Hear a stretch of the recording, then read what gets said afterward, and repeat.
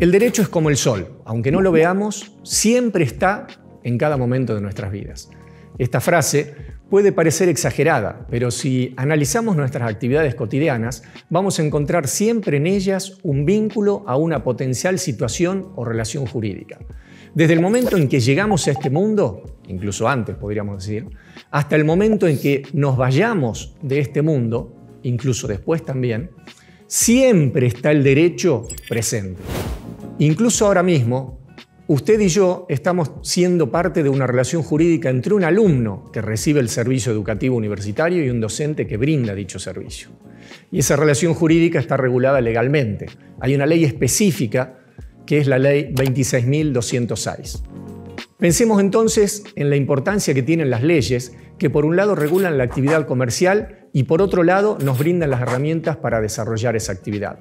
En esta materia nos centraremos en dos herramientas en particular. Por un lado vamos a analizar las sociedades y por otro lado vamos a analizar los contratos.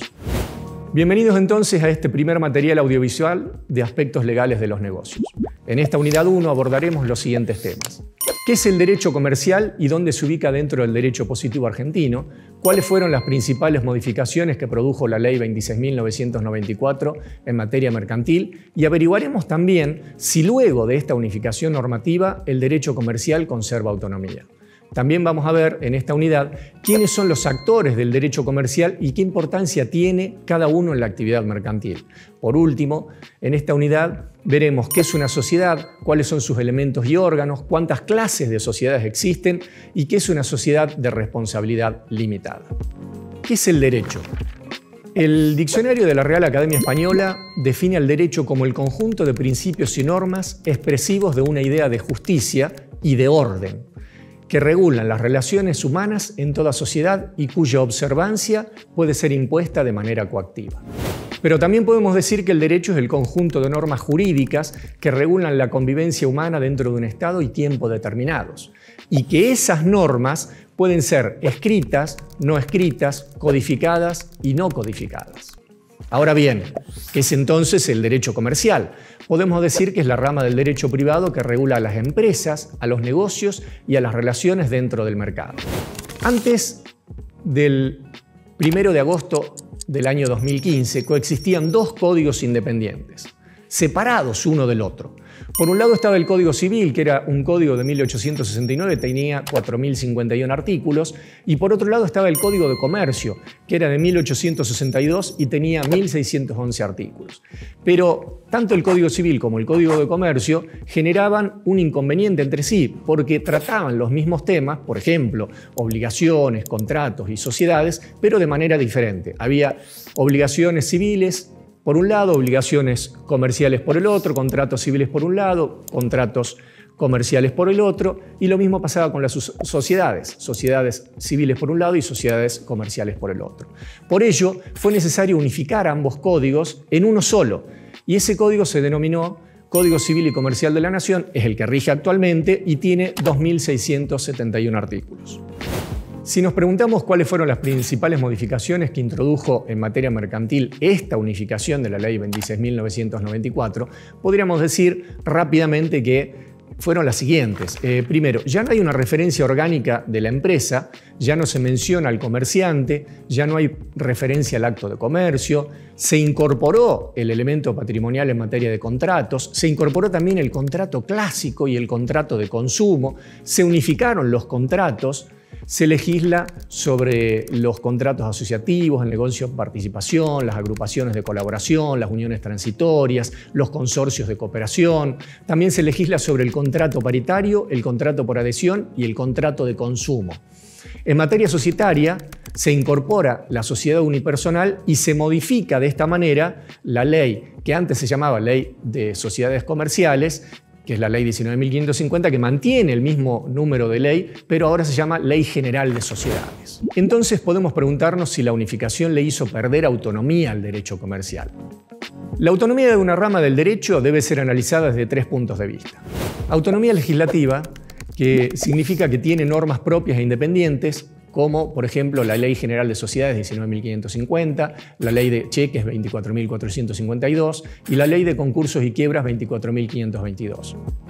Como autonomía dogmática, esto significa que tiene método propio de investigación, y como autonomía didáctica significa que se enseña como una materia especial separada del derecho civil en cualquier facultad de derecho. Respecto a este tema, dice el doctor Sebastián Sánchez Canabó: con anterioridad a la unificación del Código, era sencillo identificar las normas de naturaleza mercantil por su ubicación en el Código de Comercio. Sin embargo, y pese a la unificación legislativa, no se puede dudar por la autonomía sustancial del derecho comercial. En primer lugar, porque desde sus orígenes se presentó como una categoría histórica que apareció en la Edad Media, que condujo la aplicación de una ley especial, diferente a la ley ordinaria o civil. En la actualidad, no hay dudas de que el fenómeno económico requiere inevitablemente de una disciplina especial y diferenciada con criterios y métodos de investigación propios. Podemos preguntarnos entonces, ¿cuáles son los actores del derecho comercial? Son 4 los actores del derecho comercial: el empresario, la empresa, el fondo de comercio y la sociedad. ¿A qué llamamos empresario? Para Sánchez Canabó, el empresario es la persona humana o jurídica que crea la empresa aprovechando sus beneficios y soportando sus pérdidas. ¿Qué es la empresa? Para el mismo autor, Sebastián Sánchez Canabó, la empresa es la organización técnico-económica de los factores de la producción. Allí convergen productivamente el capital, el trabajo, los recursos naturales y la tecnología. ¿Qué es el fondo de comercio? El fondo de comercio es el conjunto de bienes materiales e inmateriales que, organizados por el empresario, constituyen una actividad económico-comercial y o industrial destinada a la producción de bienes y servicios, a la comercialización de productos o a una explotación determinada. ¿Qué es una sociedad para el derecho comercial? La Ley General de Sociedades dice que habrá sociedad cuando una o más personas, en forma organizada, conforme a uno de los tipos previstos en la ley, se obliguen a realizar aportes para aplicarlos a la producción o intercambio de bienes y servicios, participando de los beneficios y soportando las pérdidas. Si nos adentramos en el análisis y en el estudio de este concepto, veremos que allí están condensados todos los elementos que tienen que ver con este tema específico de las sociedades.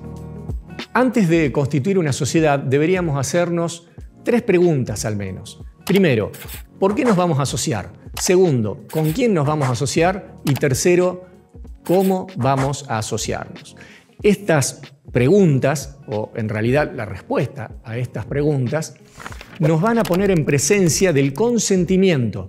¿Y qué es el consentimiento? El consentimiento es el acuerdo convergente de voluntades unilaterales que tenían los socios antes de llegar precisamente a ese acuerdo. Y el consentimiento es un elemento de los contratos en general que se aplica a las sociedades.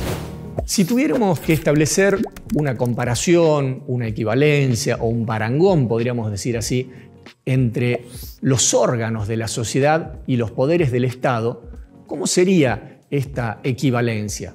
Por un lado, tendríamos el órgano de administración de la sociedad y lo podríamos equiparar a las funciones que cumple el Poder Ejecutivo.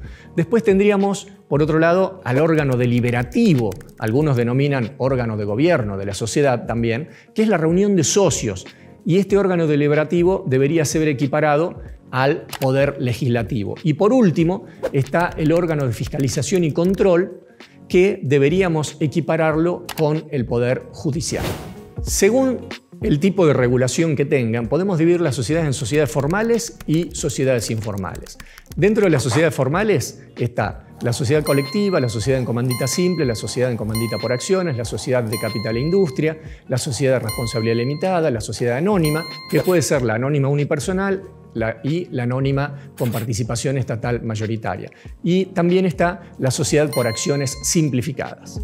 Y después están las sociedades informales, que son aquellas que omiten requisitos esenciales o incumplen alguna formalidad exigida por la Ley General de Sociedades. Y estas son las sociedades irregulares, las sociedades de hecho, las sociedades atípicas y las sociedades que omitan precisamente los requisitos esenciales. También podemos dividir las sociedades en 4 clases. Las sociedades de interés o personales, las sociedades por cuotas, las sociedades por acciones y otro tipo de sociedades. Pertenecen a la clase de sociedades de interés o personales, la sociedad colectiva, regulada en los artículos 125 a 133 de la Ley General de Sociedades, la sociedad en comandita simple, regulada en los artículos 134 a 140 de la Ley General de Sociedades, la sociedad de capital e industria, regulada en los artículos 141 a 145 de la Ley General de Sociedades, y las sociedades informales, que están reguladas en los artículos 21 a 26 de la Ley General de Sociedades. Pertenecen a la clase de sociedades por cuotas, la sociedad de responsabilidad limitada, regulada en los artículos 146 a 162 de la Ley General de Sociedades, que en realidad es un tertium genus, si utilizamos esta locución latina para identificar a esta clase de sociedades como una sociedad que tiene características de las sociedades de interés o personales y características de las sociedades por acciones. Pertenecen a la clase de sociedades por acciones, la sociedad anónima, regulada en los artículos 163 a 307 de la Ley General de Sociedades, la sociedad anónima con participación estatal mayoritaria, regulada en los artículos 308 a 314 de la Ley General de Sociedades, la sociedad en comandita por acciones, regulada en los artículos 315 a 324 de la Ley General de Sociedades, y la sociedad por acciones simplificada, que está regulada por una ley especial que es la Ley 27.349. Y por último, pertenecen a una clase diferente de sociedades, que podríamos denominar otras sociedades, las sociedades de garantía recíproca, que están reguladas por una ley específica, que es la Ley 24.467. ¿Cuáles son los elementos de las sociedades? Tenemos dos clases de elementos. Por un lado tenemos los elementos generales, que están presentes en todos los contratos y son la capacidad, el consentimiento, el objeto social y la forma. Y por otro lado tenemos elementos específicos solo presentes en las sociedades, que son el fondo común o el capital social, la participación en las utilidades, la contribución en las pérdidas y la affectio societatis. ¿Qué dice la Ley General de Sociedad respecto a la capacidad de los socios? Primero, la capacidad mantiene una estrecha vinculación con la responsabilidad, de tal manera que si la responsabilidad es solidaria e ilimitada, recordemos que también tiene que ser subsidiaria en ese caso, se requiere plena capacidad. También dice la ley que si el socio es incapaz, esto no va a afectar al funcionamiento de la sociedad, sino que va a anular solamente el acto en el que participó ese socio incapaz. También dice la ley que los cónyuges pueden integrar entre sí sociedades de cualquier tipo. Y por último, respecto a este tema, la Ley General de Sociedades dice que las sociedades anónimas y las sociedades en comandita por acciones solo pueden formar parte de sociedades por acciones y de responsabilidad limitada. Si nos preguntamos qué es el consentimiento, tenemos que decir que consentir es permitir o aceptar algo. El consentimiento se produce cuando las voluntades unilaterales de los socios convergen, o sea, cuando los socios se ponen de acuerdo. Ese consentimiento debe ser real y efectivo. Y cada socio debe tener libre elección y poder denegar o retirar el consentimiento sin sufrir perjuicio alguno.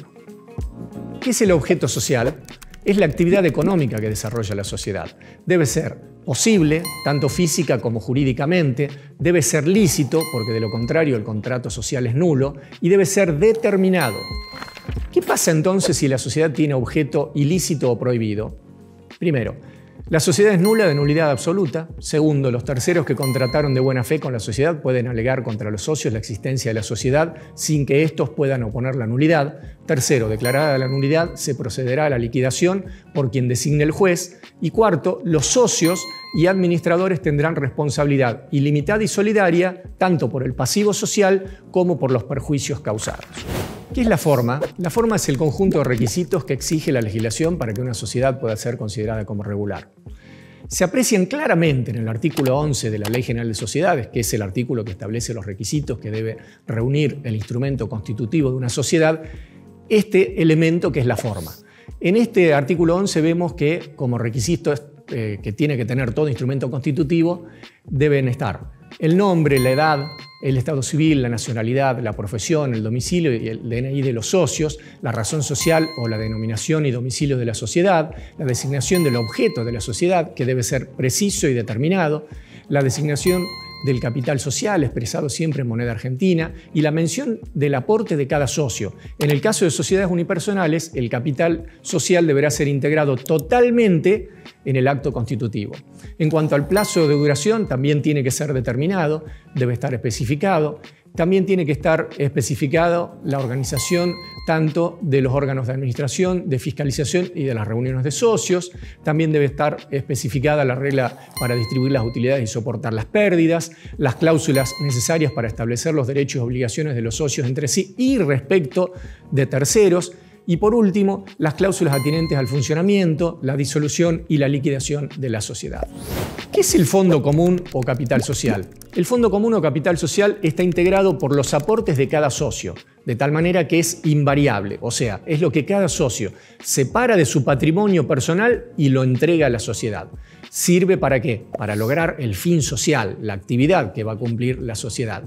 Inicialmente, podríamos decir que el capital social se confunde con el patrimonio, pero la diferencia es que el patrimonio es variable porque puede invertirse y el capital social solo puede variar de acuerdo a los mecanismos legales dispuestos para su aumento o para su reducción. ¿Cuáles son las funciones que cumple el capital social? Para la doctora Serrato son las siguientes: productividad, determinación de la posición del socio en la sociedad y garantía frente a los acreedores sociales. ¿Qué relación debe existir entre el objeto social y el capital social? La doctora Carolina Serrato dice lo siguiente: la magnitud del capital social debe ser coherente con el objeto social, posibilitando su cumplimiento como contrapartida de la limitación de responsabilidad de los socios, la infracapitalización consistente en la insuficiencia del capital para la consecución del objeto social. Asimismo, el objeto social enmarca el límite de las competencias de los órganos societarios. ¿Qué es la participación en las utilidades? La participación en las utilidades es la obtención de las ganancias correspondientes a cada socio. Pero tengamos en cuenta lo siguiente: no pueden ser aprobadas ni distribuidas a los socios sino por ganancias realizadas y líquidas resultantes del balance confeccionado y aprobado por el órgano social competente.